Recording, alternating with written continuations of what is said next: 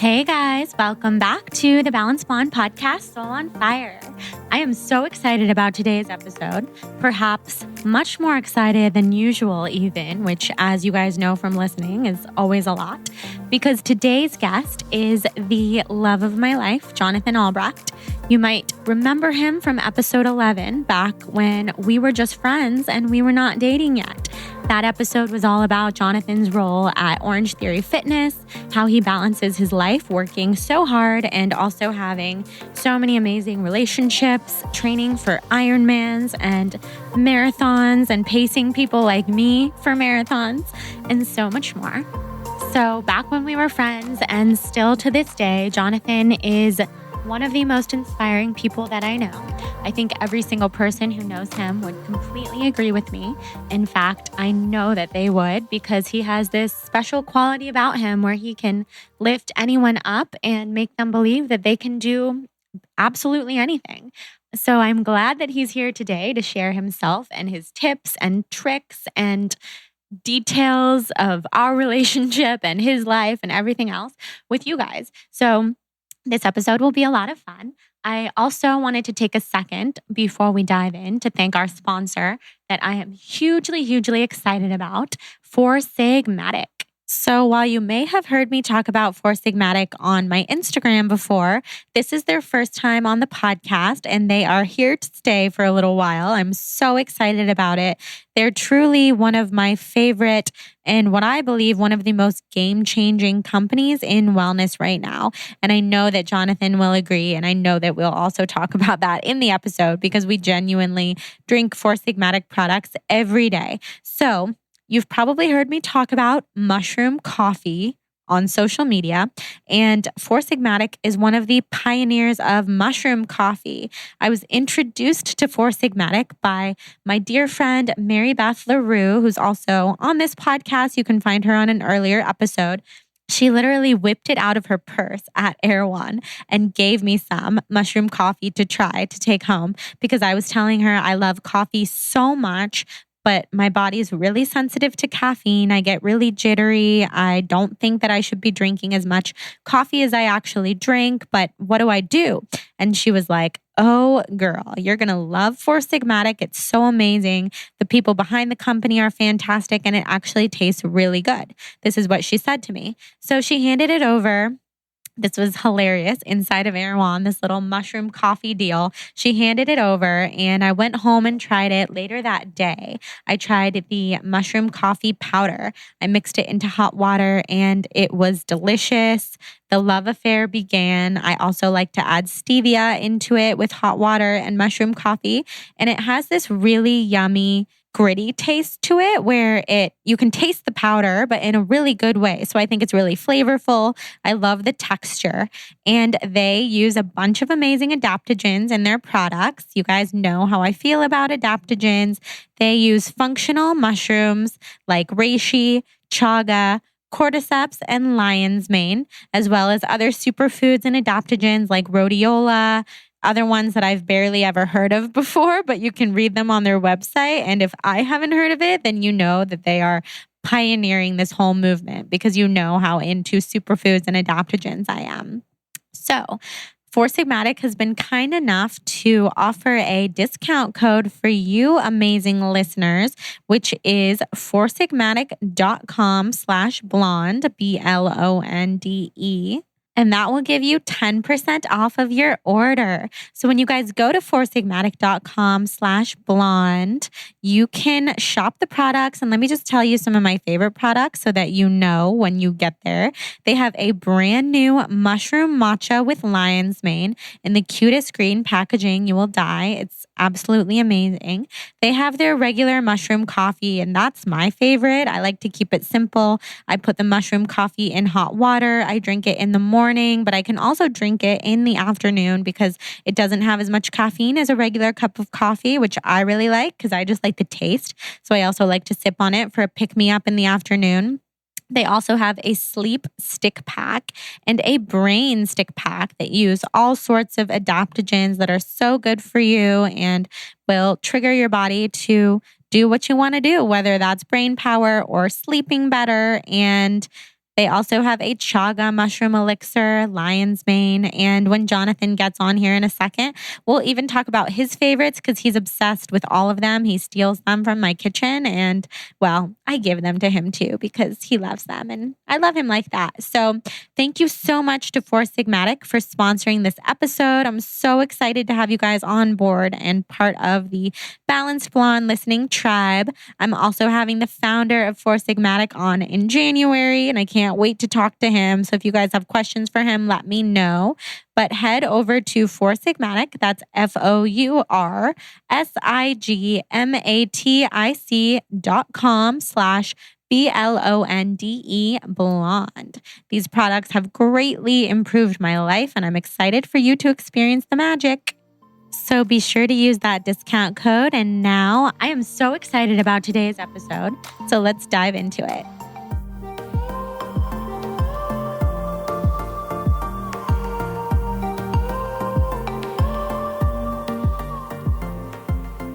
All right, guys, I'm sitting here with the love of my life, Jonathan Albrecht. You guys might recognize him from episode 7 or 8. I think we're not really sure which first episode he appeared on, but we do know that it was the day before we started dating. And it's always fun to listen back to, at least for me. I listen to it a lot and it always makes me smile. So I've been wanting to have Jonathan back on the podcast for a while. And he has, for good reason, wanted to wait because of so many different reasons. But my birthday was very recently, and we decided that as part of my birthday present, he would come back on and we would have a conversation and see what happens. So he's here, and I'll let him say hello. Hey, guys. He's the cutest in the whole world. Thank you for having me, Jordan. It has been quite some time since I have been on the podcast. I think last time we were sitting about 2.5 feet away from each other, facing one another. Like there was a table between us, and now I'm sitting maybe a half an inch from you, and I got you around my arm. So things have definitely changed in the last year. Things certainly have changed for the better. And I think it would be a lot of fun to tell our listeners what exactly has changed. What was that whole story like? And how did we go from being friends for so long to transitioning into this state of being together? Because it's a pretty fun story. And I think it's something we both get asked about a lot. So do you want to tell? I would love to tell the story. Okay. Let's see. I'm going to rewind to a week, maybe, I don't know. It was a couple days before we recorded the podcast, and I was at dinner with my 2 best friends and my cousin. My cousin was in town from London, and we were all at dinner at Pachi, my favorite restaurant. And we were drinking way too much wine. And somehow I brought up that I was going to be on your podcast. And, later in the conversation, we all started to play a fun game of ask the person to your left a question and you had to answer it. So just a fun drinking game, pretty simple. Like, I don't even remember what questions one would ask in that game because, well, we were a little drunk. But it was JD who said to me, if you could ask anybody out right now, who would it be? And the first person that came to mind was Jordan. And then we started to get into the conversation about, well, she's a friend, and then it would be weird because if she didn't want to go out, then it would ruin the friendship. So I don't know if I'm going to do it. And that's kind of what I've always thought because we're such good friends. I didn't want to ruin the friendship. And then they called me a bunch of names. And I said, all right, fine. I'll ask her out. I think it was the next day, or we talk pretty regularly, but maybe the next day or the day after that, you invited me to your New Year's Eve yoga party. Yeah, yoga class and intention setting party. Intention setting yoga class. And I don't like drinking. I hate New Year's for that reason because everyone wants to do something. It's always overhyped. And, if you go out drinking, it's, the next day you feel like shit and it's the first of the new year. I never enjoyed it. So I've always been like a stay-at-home on New Year's Eve guy. And this sounded just perfect. And with someone I was like into, and I was like, all right, I think someone's giving me a sign here. All right, I'm going to go. And you know what? I'm going to ask her out. I'm going to ask her out after class. So I remember walking you to your car. She asked me, hey, so in the intention setting exercise, what color did you choose? Because she had asked everybody, what color do you want to manifest for the new year? And the color that came to mind for me was yellow. The color that came to mind for her was yellow. And neither one of us had talked about it. And when she asked me what color I thought about, and I said yellow, she was like, oh my God, me too. And I think that was another sign, just like, punching me in the face. So I remember walking and saying something so corny and embarrassing. Do you remember what you said? Sort of. I feel like I've said what I think I've said so many times that now that's what I've actually said. I think I know what you said. But I said, you and I get along so great. I like hanging out with you. I'm thinking we should do it more regularly. Yeah, that's what you said. We should spend more time together. And Jordan said, yeah, I'd love that. And then gave her a nice kiss. Good night. We didn't make out, no tongue. Just a really nice kiss. And made plans to hang out the next day. And that was our first date. And that was January 1st. Yes, that's exactly how it went. And the story makes me so happy to hear every time because it brings me back to that moment of thinking, oh my gosh, is this actually happening? This is one of my best friends, someone who I have definitely had feelings for a long time, but never really thought anything would come to fruition about it. As Jonathan said, we were such close friends that we never really wanted to mess with it. And I think it's really scary to step forward and tell someone who you're so close with, even when all the signs are there, hey, I'm interested in you. Let's do something different in this friendship and turn it into a relationship. I think that takes so much courage. And the signs were there. So I'm going to tell you something. I don't know if I've ever told you this before. You're going to hear this maybe for the first time. The 4th of July, 2016. We were at that house in Malibu and everybody was drinking heavily. The EFC party. Yes, the EFC party. So everybody was drinking and having a good time. We're at this beautiful house. It's the 4th of July. And Whitney English, a friend of ours, a mutual friend of Jonathan and I, she pulled me aside. She had seen you and I, Jonathan, interacting and talking and basically just picked up on something between us. And she said, excuse me, why are you not dating Jonathan? And my response to her was, well, we're friends. Like, I can't mess with that. I don't really think that anything could happen there. That's what I had said in the beginning. Like, oh, we're just friends. Thanks, Whitney. So I said to Whitney, you know what? Actually, I think we will be together at some point. The time's just not right. Never heard this before. I know. So I'm just not going to push it. I just don't feel like the time is right. I feel like I could tell him that I could see us together, but I don't think Jonathan is in a place for a relationship. And at the moment, neither am I. So this was 4th of July. Super recently, Whitney had said, do you remember telling me on the 4th of July that you and Jonathan would be together in the future? And it brought those memories flooding back to me. And I did. And that was just one circumstance of knowing in my heart that we would have a great relationship if we were ever going to be together. But I also just didn't really think it was going to happen. But then also leading up to New Year's, I was getting really clear on what I wanted. I was doing tons of intention setting for myself. I went home to Sacramento for a couple weeks and would just write lists and lists and lists of what do I want for 2017? What am I looking for? I definitely want to fall in love, but I'm not going to be obsessing over it because that's not how you call things into your life. But I know what I'm looking for in a person. I would love for it to be a friend. Miranda, the animal communicator, had just told me that it could potentially be a friend. And so I was thinking, okay, well, I have a couple of like really good friends that are guys. I could see it Shout out being Miranda. Jonathan.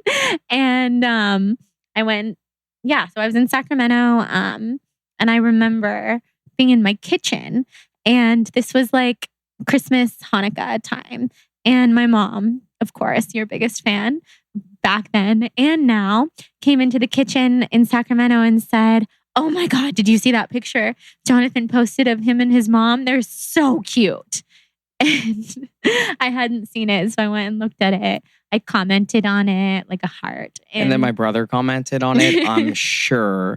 Oh yeah, your brother for sure commented on it. He's Adam, you're the best Facebook commenter and liker that there is. And I remember actually getting this huge ping in my heart that was a feeling of love for you, where I'm pretty used to feeling like that way for people in my life because being such an emotional person, being so in tune with the people that I've surrounded myself with, I will routinely feel these overwhelming amounts of love for people while seeing a picture of them or sometimes even out of nowhere. But with this particular picture of you, it was different. And I felt this overwhelming sense of love for you. And just thinking like, oh my God, what is this feeling that's popping into my head about Jonathan right now? Because him and his mom look so cute together and I love him. And I really felt like after that, maybe something was potentially going to happen. And I even told Alexi, one of our best friends, I feel like something's happening. I feel like Jonathan's going to ask me out. And she said, no, I don't think so. He's just so friendly. You know, that's probably not it. But I knew it was more. Well, sorry, Alexi, you're wrong. But she was right. You're right most of the time. In the long term, because she always saw this. Yeah. Yeah. So we started dating January 1st. And I think it's so special to date somebody who you were friends with first. For sure. Feels like we've been together a lot longer. It does.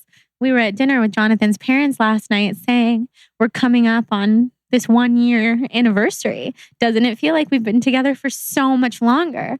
And they were both like, yeah, it really does. Yeah, it does. Mm-hmm. And on the note of Jonathan's brother commenting on everything. Oh, yeah, this is funny. So my brother has been like trying to set me up with every single female that he meets ever, like any, for years. And it obviously gets to a point where you're like, bro, like, I know what I want. Just let me find it. Like, I don't need you trying to help me. I appreciate it. But, you know, I'm not just looking to date like a random girl. I'm trying to find like the right girl. And everyone you send me is like, no. So every single time Jordan would tag me in a photo and it would pop up in his newsfeed because she would tag me, he would comment like beautiful couple, exclamation point. When we were friends like a year and a half ago, and I'm commenting back or I'm messaging, I'm deleting it. Like saying like, bro, you can't say that on things. And he's like, but you guys are. I'm like, dude, we're not dating. She's a friend. And then my mom would even say stuff like, is Jordan the girl that you would always say you have this friend that you kind of like, but you're not asking out? And, you know, it's like, Mom, shut up. I know. I love that. So, you know, full circle, I think the signs are there. And, you know, in your heart, deep down, I think you know the answer. And, you know, sometimes it just takes a while to find it on your own. But when you do find it, you look back at all the signs and you think like, wow, I was just either ignoring them, which is half of it. But I think the other half is just timing. And the timing just felt right. So it's the best decision I ever made. It's going to that yoga class. And this is the happiest I've ever been. So thanks, Bebe. It's the happiest I've ever been. And I know a lot of people listening are probably thinking, okay, you guys found your soulmate. That's awesome. You started dating your friend. Maybe you could have started dating sooner, maybe not. And the truth is, I think the time that we spent alone before we were together was just as impactful as the time that we have now spent together, because we both really needed that to get to this point. So, Jonathan, I have a question for you about that period of time in your life. We always look back on that time and joke, or at least I joke, those were your years of dating Orange Theory, and those were your years of doing your own thing and figuring yourself out. And of course, dating, but not dating as seriously as we have found ourselves to be dating now. So, what was that time of life like for you? And how do you feel like it impacted the way that you're able to be in a relationship now? And how important do you think it is for other people to have that time to figure out what they're looking for and what they need? Yeah, I mean, good question. I think, going back to timing and going back to knowing what you want. I've always known exactly what I wanted. And I also know what I want to be able to provide for someone that I'm dating. And I also know how much time goes into it. Being with you, being in a relationship in general is a time commitment. And as you know, time for me is difficult. I work very, very long hours. In addition to it, I am always training for some ridiculous race that has me on my bike or running for countless hours. Can I say what you're training for? Sure. Jonathan's training for an Ironman. And it's in a couple weeks. I think when this podcast comes out, it'll be in officially 19 days from when this podcast comes out. So send him some good vibes. On November 16th, we'll be in Arizona. And I'm so proud of him. Yeah, thanks, baby. The race is the 19th. It's my first full Ironman. I've done 4 halves, and I've also done a couple ultras, but this is my first full Ironman race. And, between the training for that, there's some funny YouTube videos of, it's like a cartoon character, and it's like he's explaining what his training regimen is to a coworker who just doesn't get it and they think he's insane. I don't know the name of it, but I've listened to Jordan's podcast enough. We'll throw it in the show notes. Yeah, we'll put it in the show notes. We'll find it. But between the training for that and, my job, I'm working easily 60 something hours a week. It's difficult to find the time to take a girl out on a date, to even if you get past that and now you're dating, to give them the amount of time that they deserve. So, the years leading up to it, I knew that wasn't available to me for where I was at in my life. And I could have had the perfect girl right in front of my face, AKA I did. And you just don't have your lenses on that see her in that way until you open your eyes to it. And, when we started dating, it was the first time in 3 years that I was in a period of us not opening a studio. And things were really just settling in. I had just gotten back from Bali and I was in a good place mentally. And I realized that what I wanted for 2017 was to take someone to my parents' house for Thanksgiving and, go on trips with. And I now have that with the most amazing person. So to all of Jordan's listeners, I would say, I hope this conversation doesn't have you now looking at all your friends like, oh, is this that person? Is this going to be that Jonathan? Is this going to be that Jonathan? I just think that if you live your life and you're focused and do what makes you happy and, allow timing to do what it does, and all of a sudden one day you'll realize that there was a master plan behind it all that, as Jordan would say, has, the universe has your back. So absolutely. Yeah. To that point, I would also say I think it has less to do with us being friends beforehand. I think that is an added bonus, and that was amazing, and just more to do with the way that people come into your life. The way that Jonathan and I met is so serendipitous in a lot of ways. And even if you guys listened to my episode with Marianne DeMarco, the medium, she would say that my maternal grandmother orchestrated the serendipity of Jonathan and I meeting. What was her name? My grandma. Yeah. Esther. Thanks, Esther. Yes, thanks, Esther. Sending you so much love. And the way that we met was that Jonathan came to my app launch party on behalf of Orange Theory. I invited Orange Theory. Jonathan emailed me back and said that he would be coming, and he came. He didn't know who I was or what I looked like or anything about me at all. But he actually met my family first. I had everybody important to me in my life at this app launch party, including Rachel Mansfield. That's the night I met her. A lot of things that are big cornerstones of my life now happened that night. And I met a lot of amazing people. But Jonathan first met my sister, and she introduced him to me, which was a really cool way to meet. And then we started working out together. He invited me to Orange Theory quite a bit, and the rest was history. We started training together. He trained me for a marathon, and our friendship really grew organically based on us having so many of the same interests. And that was back when we were friends. So it was really special. And so something that I wanted to ask you that people ask me all the time is that clearly I am on this spiritual path. I've taken a turn into a lot of things that people would call woo-woo or very out there, from Reiki to Kundalini to Pleiadians to shamanism.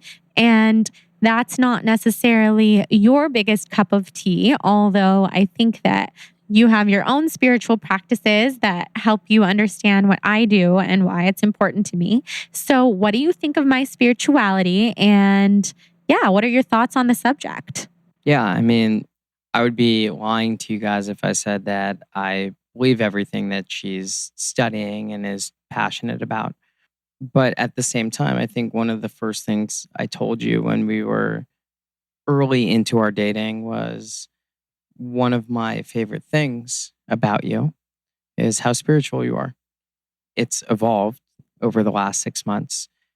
I would say my philosophy towards spirituality and how you approach spirituality, it comes from a positive place. And the energy that you put into it, the time you put into it, it helps people.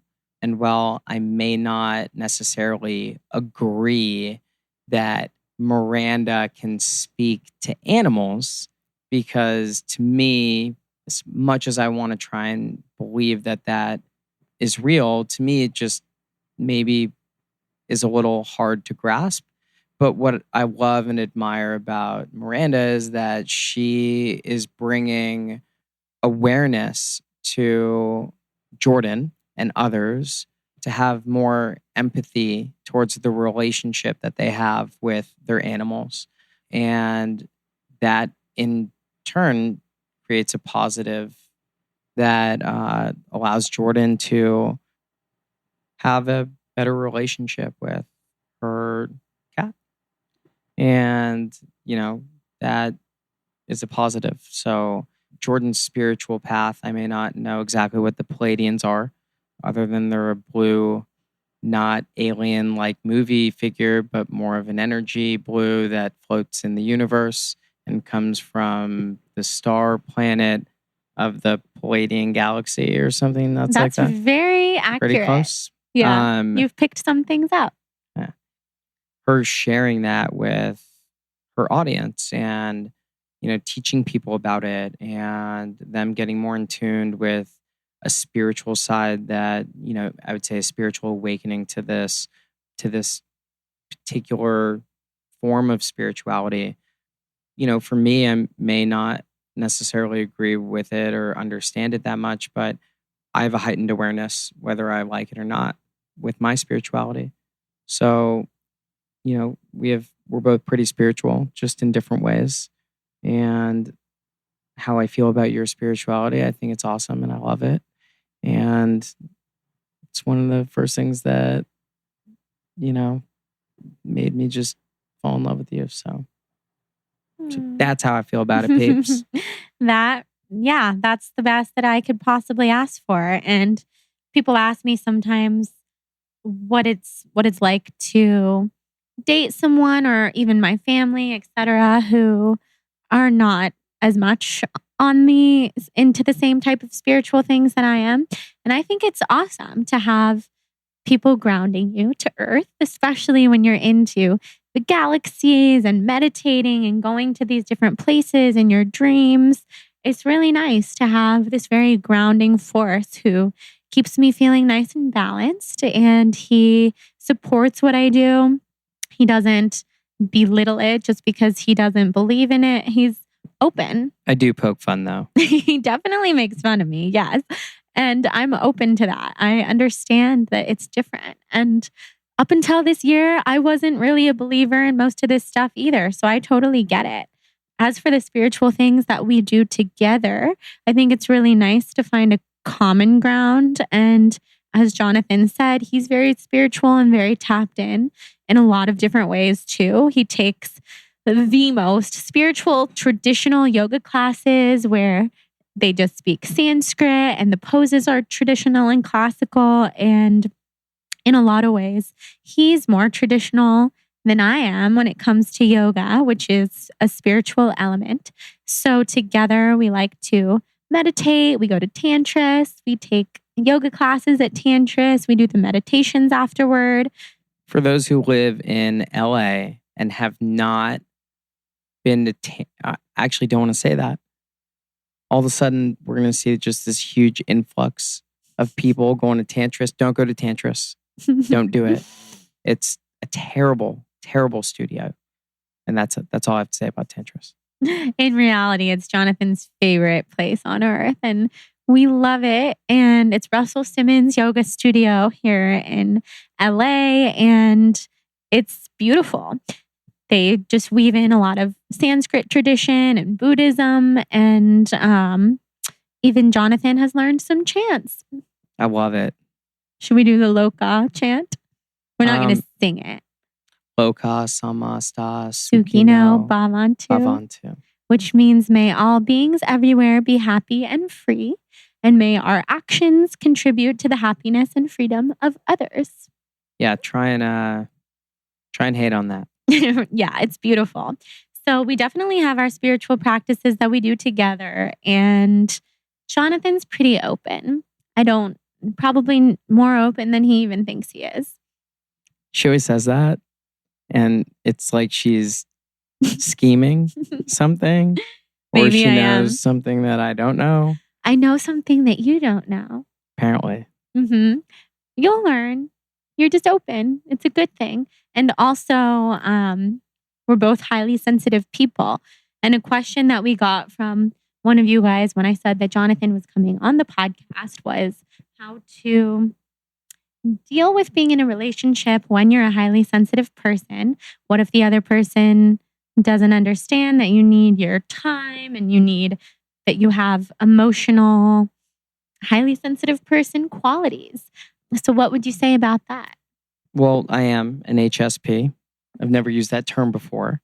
But it's a first for everything. Is that a Jordan term or is that a legit term? No, highly sensitive person is a book. Oh. And it ascribes to all of the highly sensitive people who she acronyms HSP. Cool. Which is actually like in your DNA. If you're a highly sensitive person, it's not just your emotions, it's your body and your mind and your spirit and your senses.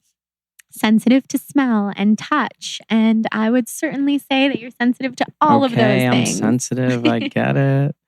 Dating an HSP. Well, I don't know. I have this ideology that every single person on the planet is an HSP in a different way. You know, human beings, just the fact that what makes us human is the fact that we can feel. People may feel extremes towards hatred and bigotry, and they're sensitive towards those views.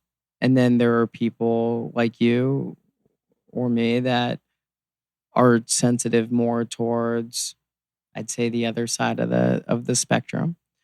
But, there are people who are very, passion and sensitivity to me kind of like go hand in hand. So I would say if you're an HSP and you're dating someone who you are labeling or you feel is not, I think they are, just maybe not the way you are. And, there are things that they may be sensitive towards. And I think if you can support and nurture those qualities of that person, they'll be more receptive to nurturing and supporting your HSP qualities. I agree. I think we both have our unique to us HSP qualities. For me, I would say emotional in a lot of situations, sensitive, obviously, stomach and body and touch and senses, everything. As Jonathan knows, I can't go with the flow and just wake up at somebody else's time and go to bed at somebody else's time and travel at the times that I don't want to get on a plane and things like that. Are you bringing that up because of Cabo? No. I'm just saying in general. Like when I book travel, I would book a different time than you, but you also compromise. You just compromise. I booked a flight for both of us. It's my best friend in the whole world's wedding next weekend. And this morning, Jordan's like, or last night, she's like, so what time is the flight? Are we leaving on Wednesday or Thursday? And I was like, oh, we're leaving on Wednesday. And she goes, cool, what time? And I'm like, 8 a.m. Like, we wake up at 5. We get there by 6:30. We're in Mexico by 11 a.m. It's great. We could just chill the whole day. And her face was like, no, you didn't. I wake up at 8. I casually get to the airport by 11. And there better be like a 1 p.m. flight. Yeah, that's how I book things. But I would say on the scale of compromising and being in a relationship, that's something that I can deal with. That's definitely not the end of the world. It will require me to wake up much earlier than I would like. And also, as you know, will probably cause me insomnia the night before, because if I have to wake up at 5 and go to the airport, my stress levels are so high that I don't sleep. However, it's okay because we're going to Mexico and I can I'll just calm you down. Nap on the beach and you can calm me down. I'm good at calming her down. Yeah, that's true. When you're a highly sensitive person, I think being with someone who can calm you is essential. And you calm me too. Yeah, we calm each other. Last night, I felt more bad for Jonathan than myself because we were sleeping, or should I say he was sleeping. And I was wide awake all night long because, as I actually learned, I have insomnia. I have my whole life. But I also learned that the IV drip that I took at my doctor's office yesterday, Dr. Lecco, you're the best, but that Myers cocktail drip had me awake for the whole entire night. So I texted my doctor this morning and said, hey, would that Myers cocktail drip by any chance have kept me up all night, or am I just crazy? And he wrote, oh yeah, sorry, it definitely did. It's very energizing. So that was that last night. But every couple hours, I would just look at Jonathan and be like, I'm still awake. I haven't fallen asleep. I'm really upset. I'm getting really upset. I need to take something that's going to help me sleep. And he was just like, it's okay. I love you. I'm here. I'll cuddle you. And then he would fall back to sleep. In that exact voice. Those exact words. He would fall back asleep and be super cute. So that's the highly sensitive person topic. We're both highly sensitive. Yep. Something I'm interested to ask you. I've never asked you anything like this, but it just popped into my brain. Oh my God. Should I be nervous? No, I think it'll be really fun to hear you answer. So before I was in your life, you didn't have, okay, how do I put this? Since we've been together, I feel like you've been exposed to the world, to like having a woman in your life like all the time. What have you learned about women through me that you had no idea about? before we started dating? Wow. Good question. One, you guys are sloppy. Not all of us. You guys just leave your stuff all over the place. No, I'm just kidding. Well, I do have to preface that by saying Jonathan's one of the cleanest, tidiest people I've ever met. And growing up in a household with a father who basically runs a museum as our house, like nothing is allowed to be touched, nothing is allowed to be moved. I wasn't even allowed to do my own dishes, even at the age of still 27, when I go home to my parents' house because nobody can do it the way that my dad does it. Then I happened to find a boyfriend who is really, really, really similar. I'm not the tidiest person in the whole world. I know. But I work on it. You're good. You're good. I'm helping her get better. Yeah, he is. But to answer your question, I mean, I think the question is a loaded question because you are not most girls. And you get to make your own schedule, and nobody sees how hard you work behind the scenes more than I do. I see why you need a full night's rest every night. So, are there things that I've learned about women that I didn't before dating you? Not really. Well, I mean, I don't know if it's everybody, but it's definitely you. If something is broken in your apartment, it just stays broken. True. Jordan, how long has your thing been broken here? Well, it was like a week after I moved in. Jordan, you've been here for 3 years. Like, it's 2 screws and a screwdriver. And yeah, anyways. But that's an amazing thing about having someone like Jonathan around. I've gotten a new shower head installed. My dishwasher is fixed. My cupboards are fixed. Every single thing in this apartment has been rearranged. I have a new toilet paper dispenser. I have new knobs on my desk. Her toilet paper dispenser was broken off of the wall. There's 2 holes of drywall, and her toilet paper would sit on top of the toilet. And I'm thinking to myself, like, I wonder how long this has been here. I don't want to know. I was watching Hudson for the first time. I had this schemed master plan that when she came back, all these little nuances would get fixed. And one of them was the toilet paper dispenser. So other than that, yeah, again, loaded question. I think being with you is different than being with most people. I think things that I've learned about women, just in general, you have the ability to make a guy feel so confident and happy. And I think women in general, I think guys for the most part can go 5 days like solid, just feeling good, working hard, and then kind of fall into a rut. And women just have this innate ability to take us out of it and remind us of what's important. And I didn't realize how prominent that was before Jordan. Now I am lucky enough to understand it a lot more. That's an amazing answer. Now I'm sandwiched between 2 of my favorite boys in the world. Hudson just backed his back up against my right side. I have Jonathan on my left side, and I'm very happy. So I have one more relationship-centric question, and then I have a couple other questions for you that are totally separate because you have a lot of stuff to teach the listeners and tips to share about your lifestyle. But the relationship question that I have, because people have asked me this a lot too, is how do we balance self-care with taking care of each other and being there for each other?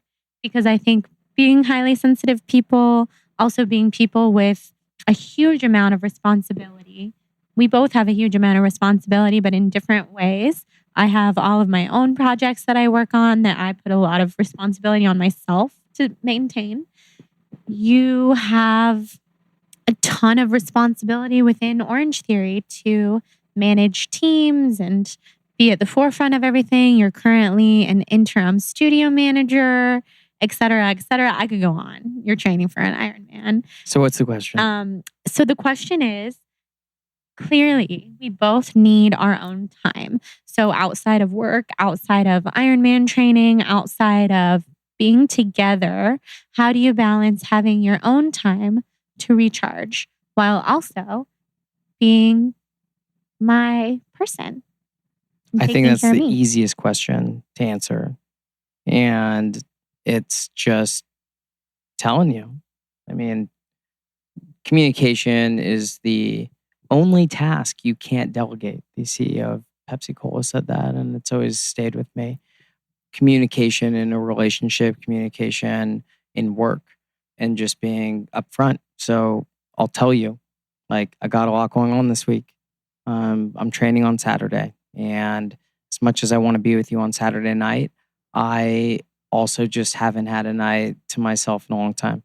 And 99 out of 100 times, you're okay with it unless there's something going on in your life that you really need me there, and I'll be there. But for the most part, I think you find time to be with your girlfriends, and I find time to train and be myself. And I think it all just goes back to being strong communicators.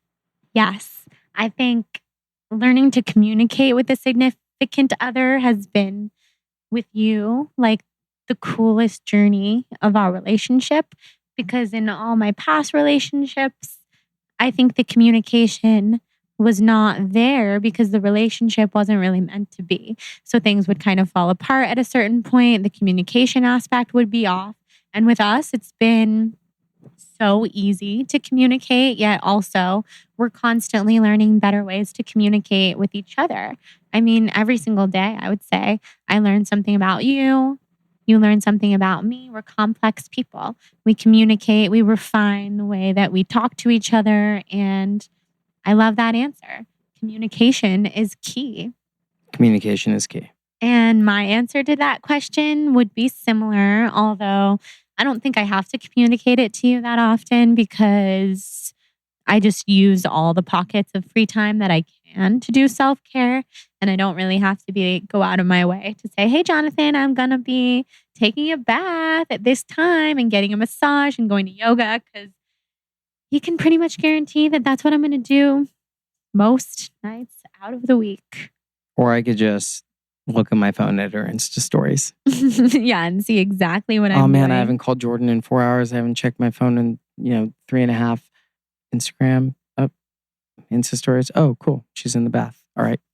Got another 30 minutes. Exactly. So a couple questions.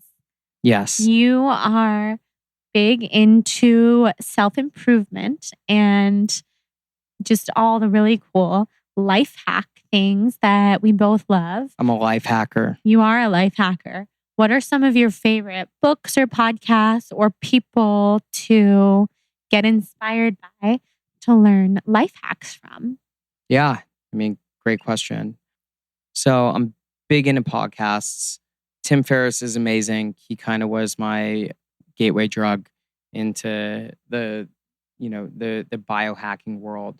There's a podcast that I listen to and love a little bit more, and it's with Jonathan Levy, who has a podcast called the Becoming Superhuman Podcast. If everyone's always asked me, like, what podcast you listen to? Like, that for me is one of, if not the number one. And there's another one that I love, and it's more related to work. And it's got a great title, How to Be Awesome at Your Job. It's with Pete Mikaitis, and Pete is awesome. Just a great scholar and also interviewer. There's the Good Life Project, and I would just say having a genuine interest in self-improvement. I did the Landmark Forum, advanced SELP through Landmark. For those who know what Landmark is, it's a communication course. It also allows you to be the truest form of yourself, be as authentic and vulnerable with yourself as possible, kind of removing the ego. Your ego ain't your amigo, as I coined back in the day with Jackie Carr when we both worked for Lululemon. There's Next Health here in Los Angeles. Kevin Peak and Dr. Darshan are both really good friends of mine, and from a medical standpoint, are looking at the newest, latest, and greatest ways for biohacking. They just opened their second location in the Bulletproof Labs in Santa Monica, and they have a deprivation chamber. So anything that you could possibly think of that's biohacking, they have it. And, just surrounding yourself with people who understand nutrition and health. Luke's story is one of my faves, as you know. Luke owes me one because I said to Jordan, like, dude, this guy is the man. And then Jordan's like, oh my God, I'm going to see if I could get him on my podcast. And like the next day got him on her podcast. So, and it was a great episode. But Luke is awesome. There's just a lot of great people out there with great information. So if you're thirsty for it, it's available to you. Those are amazing. All of those tips are fabulous. I still have to listen to that Jonathan Levy podcast that you're talking about because you always talk about it and I haven't had a chance to listen. I do love Luke's podcast. I love Next Health. Jonathan and I like to go there and do cryotherapy sessions together. You can go in the chamber, blast music of your choice. It's so much fun. Yeah, they're the only cryotherapy to date that doesn't use, I want to say... it's the nitric acid? Nitrous Nitrous oxide or probably not or acid. Something, some kind of chemical. Something that can't make your face go in the chamber. Yeah, most cryotherapy is from the neck down. And theirs is an actual like refrigerator that you get into. And they have speakers inside and you could pick what music you want. It's the most exhilarating cryotherapy experience. And it's kind of like having filet mignon. It's really hard to go back to Hamburger Helper when you've had the best. So they've got the best cryotherapy in the game. Shout out to Next Health and that whole team. They're doing amazing things. Yes, their stuff is awesome. I do want to say something. Bulletproof. So Bulletproof is huge now. But if you look at my Instagram from like 2014, when you could only order Bulletproof coffee and MCT oil from Dave Asprey's website before they rebranded it, nobody knew what Bulletproof was. I was reading what Dave Asprey was doing. And, as an endurance athlete, he kind of tapped into the cycling market before anyone else who, the whole Bulletproof ideology. So, for the record, I was biohacking before I even knew what it was. That's pretty awesome. I remember hearing about Dave Asprey a long time ago too. And I think it's because I was living in New York and I don't know if he was already a client of Sarah Pasic or what, but at some point I knew about him. Maybe this was just from like the food blogging world and people were getting really into Bulletproof in like the running world, which the running blogs and vegan blogs back in that time were very intersected with each other. So I remember trying MCT oil, but this was back before I even drank coffee. And I haven't even told you this. Jonathan, are you ready to hear this? I am very ready. So, I did tell you this, but I didn't tell you everything. But you know how I had an appointment with my doctor yesterday? Yes. And I found out what I'm allergic to? Everything. Coffee. I told you this. You did tell me this. So I'm not going to be having coffee for a while. My coffee allergy was so high off the charts that it was bright red and beyond. So I replaced it this morning with matcha. And I have to say, so far it's not the same, but we'll see how it goes. We'll see how it goes. The famous last words from Jordan Younger. Jordan Younger off of Bulletproof Coffee. That's a sad day. Speaking of Bulletproof, just because I wanted to pull it up, May 14th, 2013, ordered upgraded MCT oil and upgraded coffee and upgraded chocolate powder from the Bulletproof Executive was the website. It was before Bulletproof Products was around. Let me see the picture. And I'm going to tag it. And I wonder if I was the first Instagram photo tagging Bulletproof. Oh my God, do it.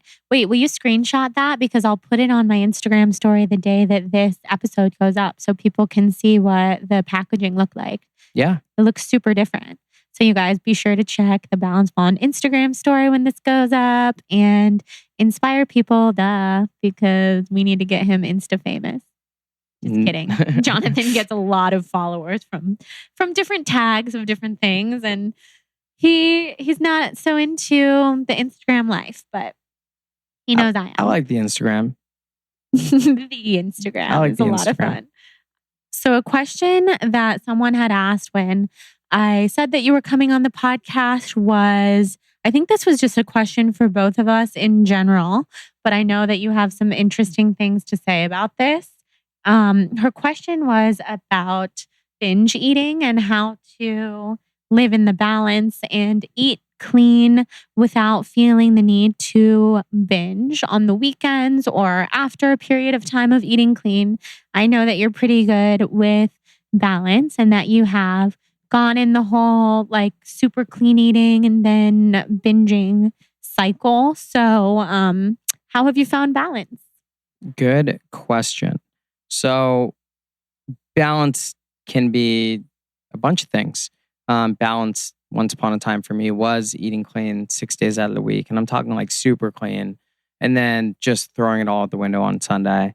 I'll interject really quick just by saying that Jonathan has this like crazy willpower to eat so clean. I have almost never seen anything like it with certain people. But when you say super clean for 6 days out of the week, you really mean it. Yeah. And then I would just throw it all away and eat whatever I wanted on Sunday and, go back to my routine on Monday and probably feel 100% by like Wednesday or Thursday. Just like eating that bad just threw my chemistry off without me understanding or knowing what that was. And it just mentally and emotionally would like be this roller coaster of like highs and lows because you feel really good when you eat really good. And then you fall down like this big drop of a roller coaster when you eat bad. And then you're just going right back up the roller coaster. And then by Sunday, woo, just going right back down. So that didn't really work for me. And what I found was that if I can have something relatively sweet or satisfying almost every single day, and it doesn't have to be a lot, that one, I didn't feel as bad, but two, I just felt better. And, for me, eating unhealthy would be like a Rickaroon from Air One, which are my favorite. Now. Yes, now. And just finding a nice, delicious, healthy snack that you love and having that be your treat to yourself. Nobody loves Rickaroons as much as Jonathan. Yeah, they're kind of great. But I guess more so to answer your question, I find that if you're also eating meals and eating at the right times and always having something available is I'd say the big takeaway. I probably would go off the rocker one if it was available to me. I think that's the other thing is, if Oreos are a vice for you and they're in your house, well, it's only a matter of time before you open them. So not having it available is the easiest way. Willpower. But willpower becomes easier when you don't want it as much. And to reduce those cravings, just having, something sweet or satisfying on a daily or every other day or, every couple days, whatever works for you, whatever you need so that you don't go off the rocker on a Sunday. And I'd say it's doable. I know friends that intermittent fast and then they, eat terribly. Well, what I consider terribly, but they're on the macro diet and that works for them. But for someone like me, where it's more of an emotional response to when I eat bad, I feel bad. So, what can you do to not feel as bad, well, let's not eat as bad. And I think having those little vices throughout the week help that. Yeah, I totally agree with you. And when I first stopped being vegan and lots of foods were available to me again, all of a sudden, foods like burgers and frozen yogurt with toppings and ice cream and all this stuff that had been so off limits to me for so long. Because not only was I plant-based vegan, I also had an eating disorder and food restrictions and basically only juice cleansed. So when I first came out of that and dropped my vegan label, I wanted everything. And I think it was partially just a mental thing. Well, it was hugely a mental thing where I wanted to prove to myself that I didn't have an eating disorder anymore and that I didn't have restrictive habits anymore. So I could have frozen yogurt every night and get all the different toppings and go to all the different restaurants and have everything that had been so off limits. But at some point, exactly as Jonathan was saying, I started feeling so awful. And then I tried the whole macro diet thing because I was still intrigued by, oh, these people still eat a ton of frozen yogurt, or so it looks like. Like I can still do this and then eat super healthy other parts of the time. And ultimately for me, I just don't feel good when I'm putting food into my body that isn't nourishing, fueling from the earth or close to the earth. And that's the majority of the time, of course. But just like Jonathan said, when you eat bad, you feel bad. So that's a good thing to remember, to live in the balance and to also focus on protein, fat, fiber, and greens, as our friend Kelly Levesque would say, so that you're fueling up at your meals, feeling really good, and your body's not having that hormone crash or that sugar crash. So you don't feel like you have to binge or overeat on the weekends or anytime at all. You just want to live slow and steady. Slow and steady. Slow and Kelly steady. the Cupid. Just saying. Oh, yeah. Kelly basically, in a way, set us up. So she will always get credit. She gets a good amount of credit. Yeah. The day that we spent together that we were talking about before we started dating was also with Kelly. And she looks back on it and says she knew something was about to happen. But going back to the question about binge eating, I just want to bring up something else. And the hardest part of anything is breaking the habit. And people think that it has to be done in one chance, in one opportunity. And it never does. Like breaking the habit may take you 10 times. You're going to try and break the habit and fail. You're going to try and break the habit and then fail. You're going to try and break the habit and fail. And the thing is, you just got to keep trying, because one of these days you're going to break it. And when you do, and you look back and think, wow, that was so hard, it just takes not giving up. And I think a lot of people get discouraged too early. You know, they say, okay, this week I'm not gonna binge eat on Sunday, and then Sunday comes around and they end up doing it, and then they feel defeated. Well, don't. Just, put it in the past, hit the reset button, and try again. And if it doesn't work, or you do it just a little bit better, well, try again the next week. And if every time it gets easier and easier, eventually you're gonna break it, and then you're gonna feel really good. So just don't give up and keep trying. And it's very, very difficult to break any habit. They say 3 weeks or whatever to break a habit. Well, it could be more like 3 months of just persistence. So don't beat yourself up too much if you try and break a habit and you don't do it on the first time. Couldn't possibly agree more. That's amazing advice. And now we'll move into the rapid fire questions. This will be fun to ask you. I wonder if there's any that I don't know. Let's see here. Are you ready for this? I'm pretty sure you know all of them. Chocolate or vanilla? Duh. Yeah, Jonathan doesn't like chocolate. I'm a vanilla guy. Vanilla all the way. Home or traveling? Traveling with you. We have an exciting trip to Bali coming up. Follow along on Instagram, guys. We're pretty excited. We got Cabo too. We have Cabo. We have Arizona.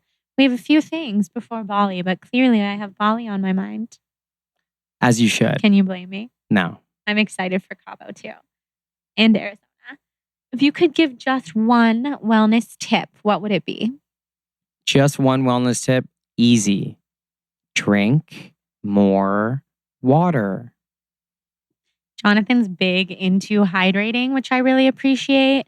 And it's really cute because sometimes I'll say, I don't feel well. I feel so tired, like blah, blah, blah. And he'll be like, are you drinking enough water?